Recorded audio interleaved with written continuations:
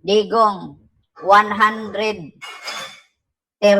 years old. Ay, Diyos mio Marimar.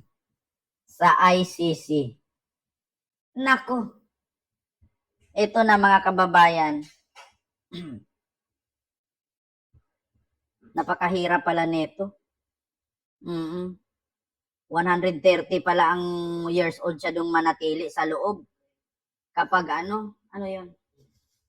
130 pala siya. Sabi ni Attorney Conte. Ito na. They will be arguing their case for jurisdiction, extrajudicial rendition daw, yung pagkakabigay ng gobyerno natin to the head ng person of former President Duterte. What do you think of that argument? So one, before the court, that's a non-issue. They already have jurisdiction over the person. And whatever the arresting state or the custodial state did not do or did, wala siyang magagawa. May magagawa pa ba yung Supreme Court natin? Kasi there are several petitions before the Supreme Court. Kahit pwede pa bang ma-compel ng Supreme Court yung gobyerno natin to ask the ICC, pakibalik na yung aming pinadala dyan sa inyo? No, highly unlikely. No. Walang magawa ang Korte Suprema ng Pilipinas. No. Sa Attorney Conte na nagsabi. Ngayon, Attorney Conte, hanapin natin ha. Attorney Conte, to Duterte, 130 years old. Naku, kawawa naman si Digong. Ugod-ugod na siya doon sa loob. Ito Ang hirap sabihin ng tapos, pero sa bahagi namin, the chances that he will return to the Philippines is after he has been convicted and served sentence. Yun na lang ang nakikita ko. But considering his age, maybe when he's about 130 years old. Utang inang yan, 130 years old, 80 years old pa nga lang, ugod-ugod na, bulol na magsalita. Maay ang Rodrigo Roa Duterte. My middle name is Roa. Tapos 130 years old bago makauwi. Hindi na ako makagilit ng leeg yan. Ilang taon na ako nun?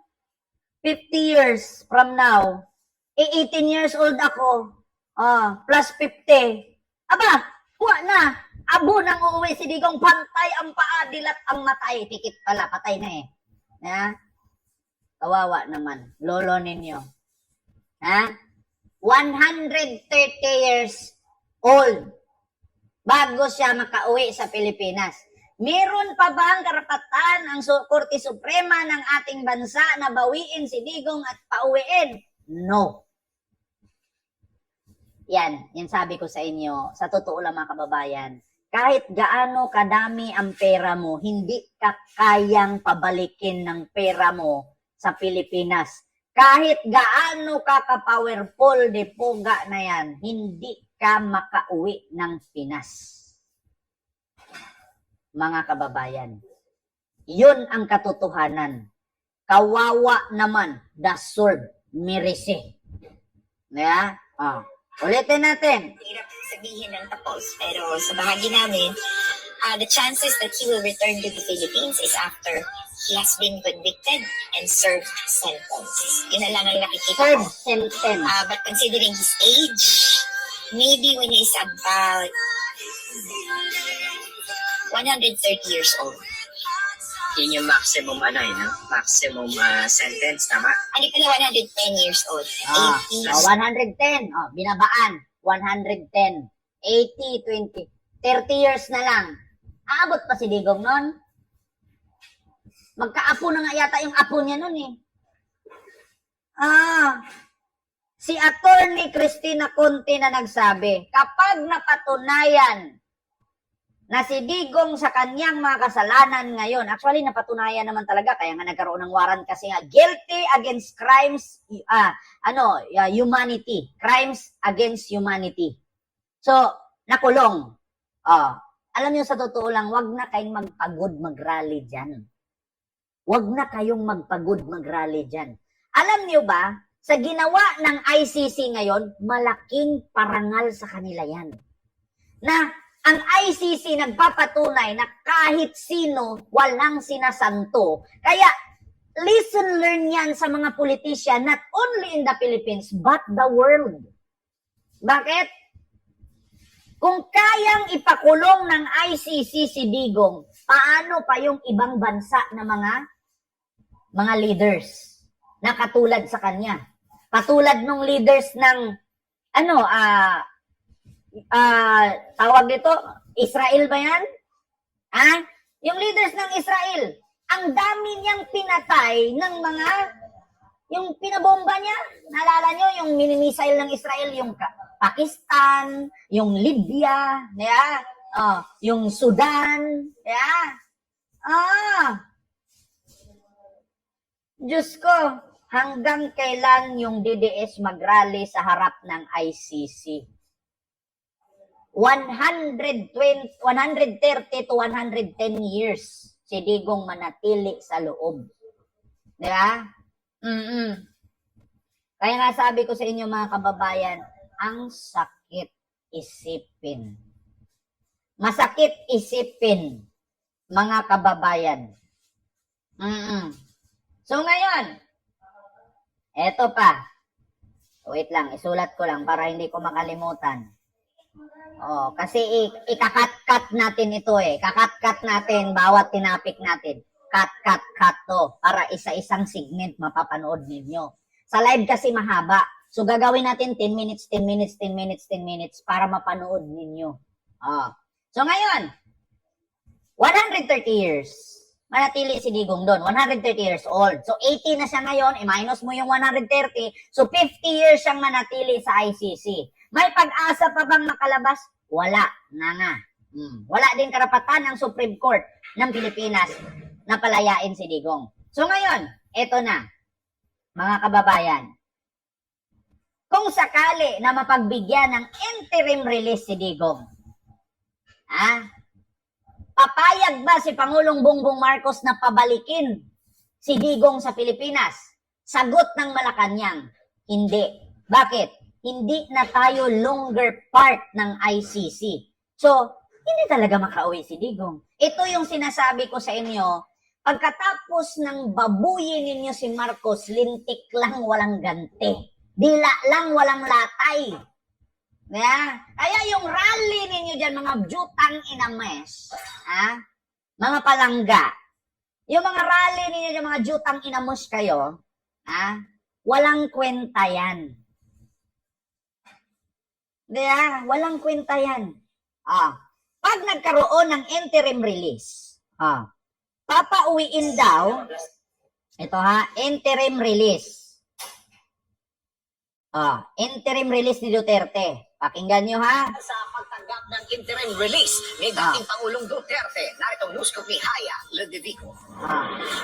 Nag-alinlangan ang palasyo sa tanong kung tatanggapin ba ng Pilipinas ang pansamantalang paglaya ni dating Pangulo Rodrigo Duterte sakaling pagbigyan ng motion para rito. Batay sa payag ng tagapagsalita ng International Criminal Court, isa sa mga kondisyon para mapagbigyan ng interim release ang pagtanggap at pagsang-ayon ng bansa sa ilang guidelines at mga kondisyong itatakda ng korte. Bagamat ayon kay Palace Press Officer Claire Castro, mahirap sabihing makikipagtulungan ng bansa sa ICC pagdating sa interim release dahil lahat ng issue ay mabubuksan kabilang na ang jurisdiksyon ng ICC sa Pilipinas na kine-question mismo ng pamilya Duterte. Tanong naman, diba? Kung naalala ninyo, sabi nila, hindi daw dapat hulihin si Digong kasi walang jurisdiksyon ang ICC sa Pilipinas kasi tinanggal ni Digong noong 2019 ang Pilipinas bilang miyembro ng ICC. Ngayon, hinuli si Digong ng ICC kasi bago i-final yung kaso laban kay Digong noong 2017, 2018, 2019 tinanggal ni Digong ang Pilipinas sa ICC kasi alam niya na tutugisin siya. So tinanggal niya sa ICC. So yung 2017, 2018, naka-file na ng kaso si Trillanes, si Laila de Lima at kung sino pa sa ICC. So 2017, 2018 gumagalaw yun. Kasi 3 to 6 months pangako ni Digong, marami siyang papatayin at ubusin niya ang adik at droga. So 3 to 6 months, patay agad 5,000. So yun pa lang sa patay na 5,000, record na yon, final na ni Trillanes at ni De Lima sa ICC. So 2017, 2018, nakaprocess na yung kaso. 2019, tinanggal ni Digong. So, merong karapatan ng ICC na arestuhin si Digong kasi miyembro pa sila, miyembro pa tayo ng ICC nung final ang kaso. So ngayon, inaresto na. Pinanindigan ng pamilyang Duterte na walang karapatan hulihin kasi hindi tayo miyembro ng ICC. Pinasa ng ICC sa Interpol ang warrant at Interpol ang humuli. Dinala siya ngayon sa Netherlands. Ngayon, hihingi sila ng tulong sa Pilipinas or kay BBM na bigyan ng pansamantalang kalayaan or interim release si Digong. Ang sagot ng palasyo, paano natin yan pagbibigyan? Isabi nga ng mga Duterte, hindi na tayo miyembro ng ICC. So, hindi na tayo makipag-coordinate sa kanila. Di ba si Duterte nagsabi, we are no longer part of ICC. Bakit tatanggapin pa natin si Duterte sa Pilipinas? Bahala na ang ICC kung saan nila dalhin si Digong. Pakinggan ninyo ang sabi ni Attorney Claire Castro. Di ba pinagkalandakan ng mga DDS na hindi man tayo miyembro ng ICC. Bakit tayo pumayag na hulihin si Digong? Ngayon, sabi ni Attorney Claire Castro, hindi tayo miyembro ng ICC. Bakit natin tatanggapin si Digong sa Pilipinas? Problema na ng ICC yan. Eto na. Ni Undersecretary Castro, gugustuhin din ba ng mga Duterte na makipagtulungan ang bansa sa ICC sakaling magkaroon ng freeze order sa assets ng dating Pangulo? At yan ang... Ngayon, halimbawa, pagbibigyan ng palasyo or ng presidente ni BBM ang ICC na tanggapin si Digong. Sige, given na yon. Pauwiin natin si Digong, magilit akong leeg. So magigilit ngayon si Kent, namamatay na. Siyempre, nag-live, nagilit. Pag tinanggap ni BBM, si Digong dito, pangsamantalang kalayaan, so ibig sabihin, pumayag ang Pilipinas na makipag-coordinate sa ICC muli. So ngayon, pag nakipag-coordinate ang Pilipinas, siyempre, nagkaroon na naman ng kasunduan. Tumanggap si BBM, tumanggap ang ICC na si Digong pauwiin. Ngayon, papayag ba ang mga Duterte na ang kanilang asset ay ipapris at kakalkalin ng ICC?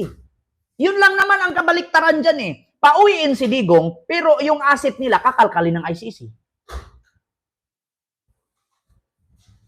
Anong pipiliin ninyo? Yung yaman ninyo kakalkalin o hayaan yung si Digong mabulok doon?